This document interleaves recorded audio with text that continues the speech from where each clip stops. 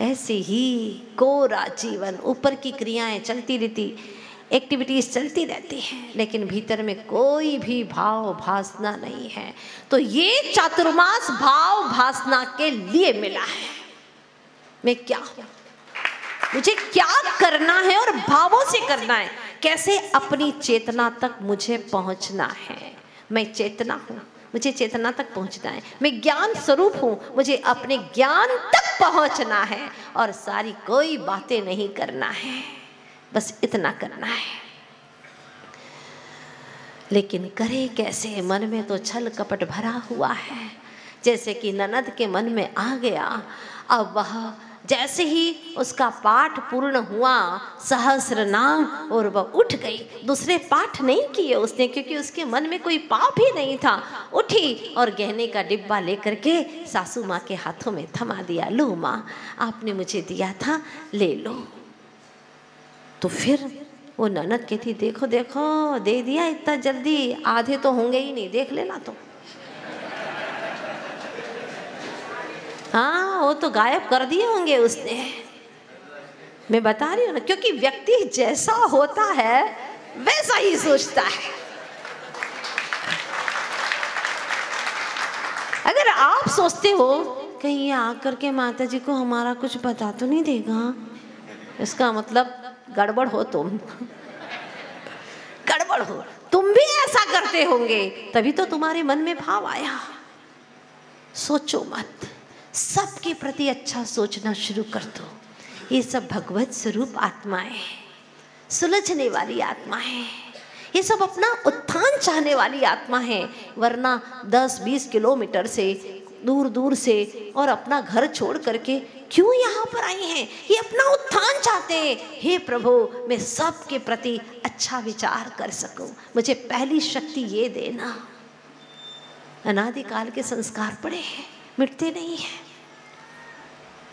वही बार बार वही दुर्भाव आते, क्रियाएं कर रहा है लेकिन दुर्भाव फिर से आ जाते हैं। इसलिए गलत सोचना बंद करो। और आप जानते हैं ना, हमारे आचार्य भगवान को एक बार किसी ने प्रश्न किया, आचार्य जी, ये जो बेईमान लोग हैं वो आपके चारों तरफ क्यों घूमते रहते हैं? हाँ, प्रश्न किया। तो आचार्य जी ने कहा, तुम्हारी दृष्टि से बेईमान है, मेरी दृष्टि से तो ये निकट भव्य जीव है।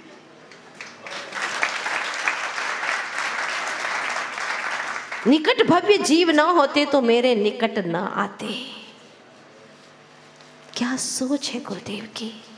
और माँ भी देखती है कि बेटा अगर चंचल है तो उसको थोड़ा ज़्यादा समय देना चाहिए, ताकि बेटा अपनी ये जो चंचलता है उसको विध्वंसात्मक कार्यों में न लगा करके सृजनात्मक कार्यों में लगा सके।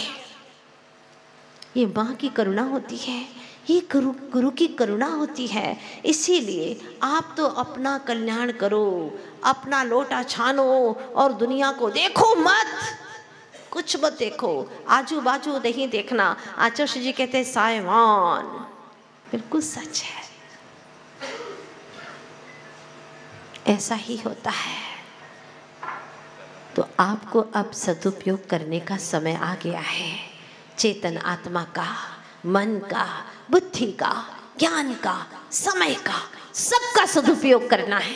और जब शाम को आप भक्तामर सुनेंगे, आपका रोम रोम पुलकित हो जाएगा। आपको भक्ति करना आ जाएगी। ये मैं दावे के साथ में कहती हूँ, आपको भक्ति करना आ जाएगी कि भक्ति कैसे करना चाहिए। खाली शब्दों से नहीं, कैसे भावों में भर करके भक्ति करना चाहिए, वो विधा आ जाएगी। जब हमारे जीवन में संकट आते हैं पूर्व में किए हुए कर्मों की वजह से, तो उन संकटों में हम कैसे अपने आप में ऐसी कुछ भक्ति करें, कुछ ऐसी साधना करें जिससे कि संकट अपने आप ही कट जाए।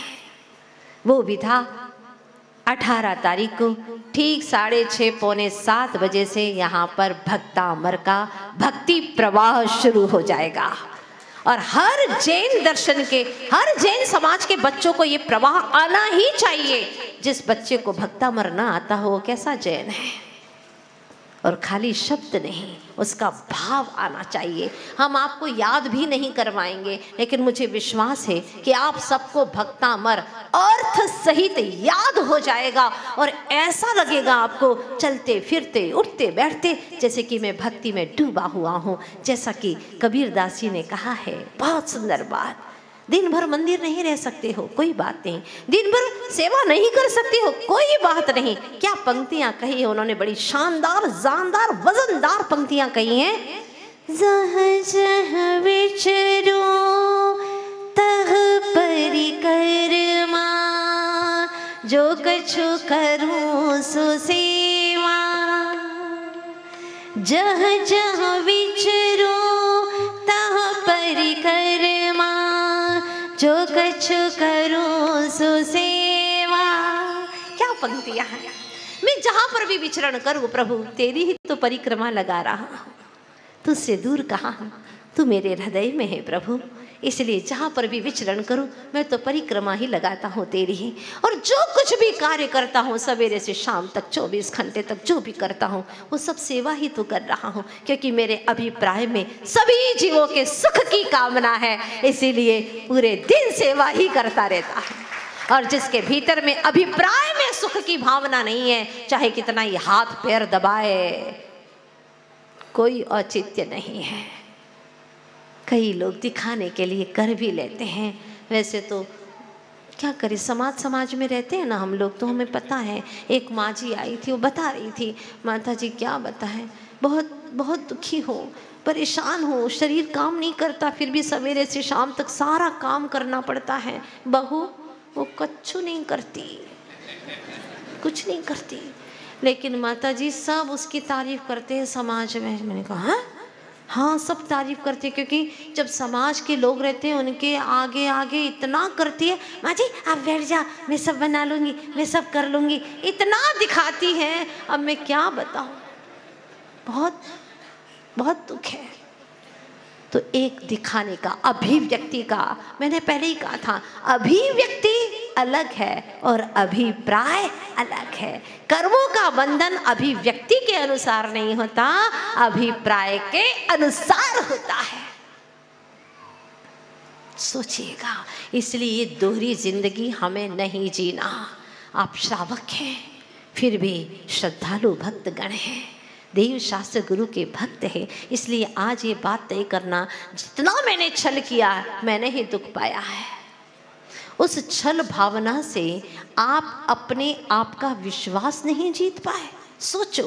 और एक वह है, वो बहू जिसकी कहानी मैंने आप लोगों के बीच में रखी, वो क्या कर रही है।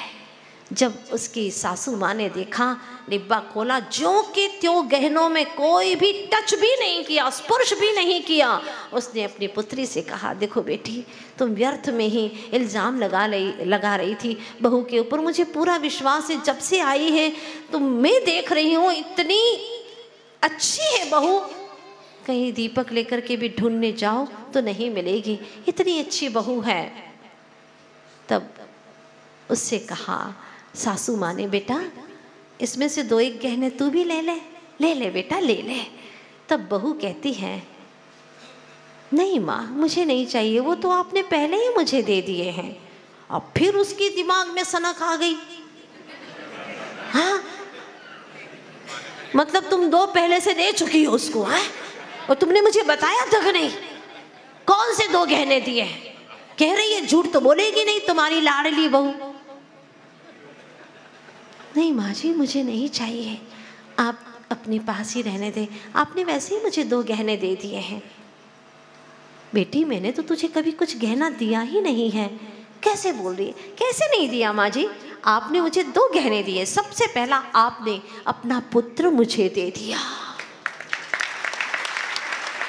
कितना बड़ा गहना है, चैतन्य गहना है, बहुत बड़ा गहना आपने मुझे दे दिया। दूसरी बात, माँ आपने मुझे विश्वास दिया है, कितनी बड़ी चीज दी है, इससे बड़ा गहना और क्या हो सकता है। विश्वास दिया आपने मुझे, मुझ पर विश्वास किया। माँ मुझे कुछ नहीं चाहिए। जब ये सुना, अब पहली बार वह ननद बिल्कुल भीग गई, उसकी आंखों में आंसू आ गए और उसने अपनी भाभी को गले लगा लिया, रोने लगी, भाभी मुझे माफ कर देना, मैंने आपके बारे में कितना गलत सोच लिया। ये होती है घर से धर्म की शुरुआत।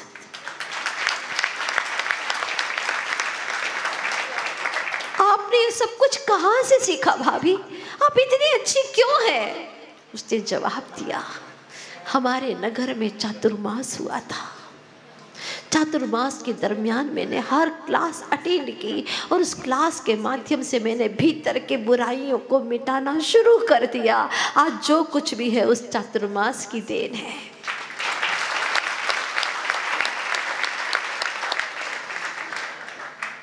हमारा मन भी उसे सौ धन्यवाद देता है। जिसके अंदर गुणवत्ता होती है, संपत्ति को कौन नमन करता है? जिसके अंदर में गुण की निधि होती है उसे प्रणाम किया जाता है। भावना है मेरी, आप सभी ऐसे ही गुणवान हो। आपके भीतर में जो बुराइयां हैं आप खुद ही छांट करके निकाल लें और आज से ही प्रयास करें। अगर माँ जिनवाणी जैसी माँ तुम्हारी बुराइयां ना निकाल पाई तो और कोई नहीं निकाल पाएगा। ये जीवन बीत जाएगा और फिर अनंत जीवन एक इंद्रिय में सड़ना पड़ेगा। इसलिए ये वक्त तुम्हारी मुट्ठी में है, उसका इस्तेमाल करो, सदुपयोग करो। You are soul, I am soul. तुम आत्मा हो, मैं आत्मा हूँ जो सेफ है, ओनली है, यूजफुल है और लवली है। इससे बड़ा सुंदर दुनिया में कोई नहीं है। मतलब तुम ही सुंदर हो, देह नहीं, तुम आत्मा हो, तुम सुंदर हो। बस अपनी सुंदरता को और निखारो और गुणवत्ता तुम्हारे भीतर में प्रकट हो। कल तक तुम जिससे नफरत करते थे आज उसको प्रेम की आंखों से भर करके देखना शुरू कर दो।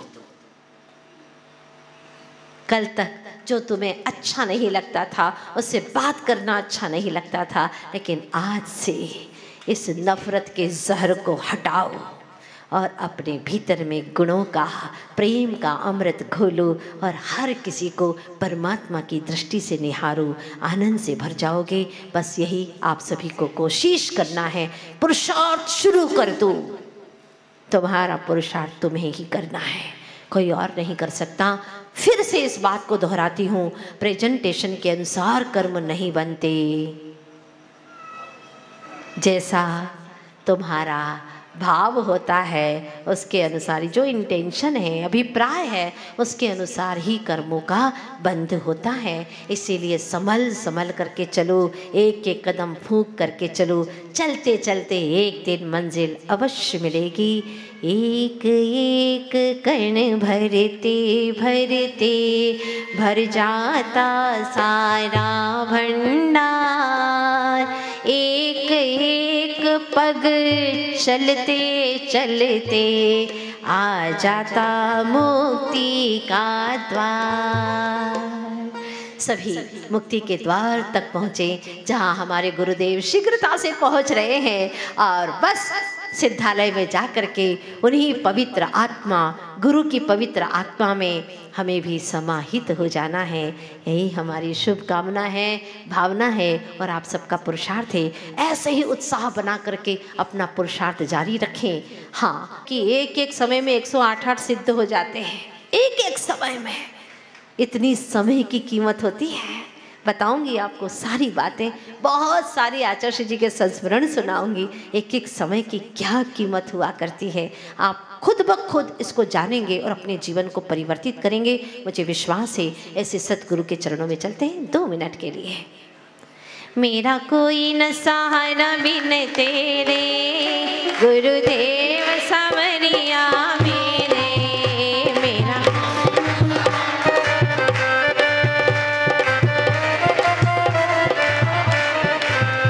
गुरुदेव सांवरिया मेरे, मेटो भव भव के फेरे।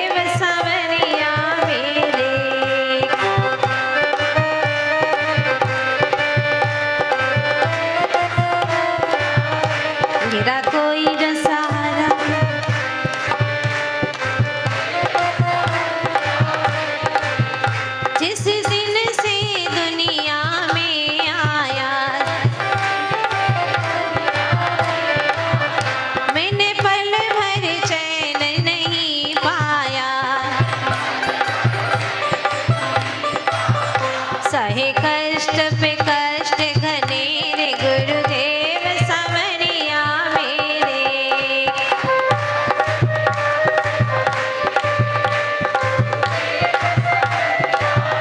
मेरा कोई न सहारा,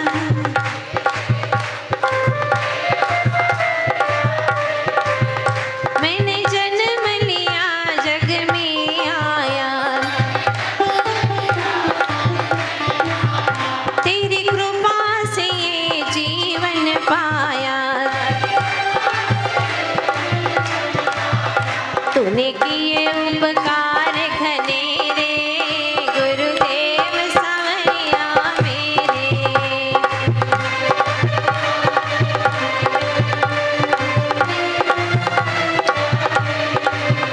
मेरा कोई न सहारा,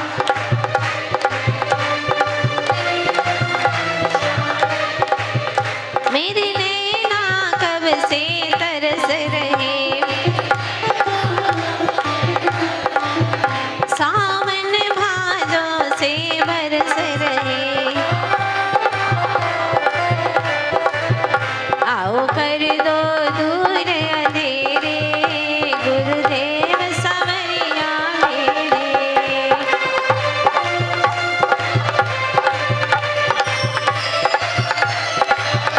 मेरा कोई न सहारा बिन तेरे गुरुदेव संवरिया मेरे।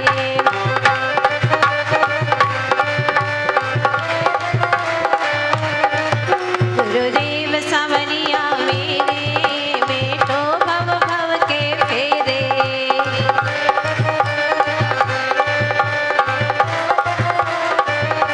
श्री आदि तीर्थंकर आदिनाथ भगवान की, आचार्य गुरुदेव श्री विद्यासागर जी महाराज की।